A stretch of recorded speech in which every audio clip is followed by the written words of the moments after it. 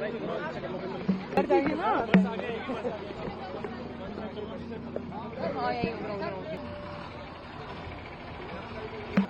Thank you. देखिए, दिल्ली के sustainable development goals में अभी पिछले 27 साल में दिल्ली जिस चीज के लिए पिछड़ी हुई थी, दिल्ली की मोबिलिटी के संदर्भ में जो नए आयाम जोड़ने के लिए हमारी सरकार की प्रतिबद्धता है, उसमें ई मोबिलिटी एक बड़ा हिस्सा है। और हम दिल्ली की सड़कों को इस तरह विकसित कर पाए, दिल्ली के वातावरण को इस तरह विकसित कर पाए, दिल्ली के अंदर बाइसिकल का कल्चर दोबारा ला पाए, ये हमारा प्रयास है। और हम मिलजुल कर दिल्ली की परिवहन की व्यवस्था, लास्ट माइल कनेक्टिविटी, पर्यावरण, इन सब का समाधान ढूंढने का काम करेंगे। I think it was a fantastic event. I am very happy to be here.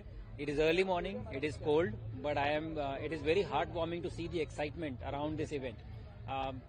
Delhi has launched this AI grind to spread awareness about the AI, and also the excitement that is being created. And I saw the kids coming up with such unique solutions for the problems that we are facing as a society. The solutions to those problems, they are finding it in AI.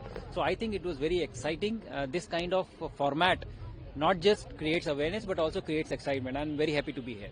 So can we call it India's or Delhi's AI decade this decade? Because if we talk about the technology and information this year, it's very fast. And if we talk about the students which are standing up right in backside of you, what would you like to say about it? Can we name it as the AI decade?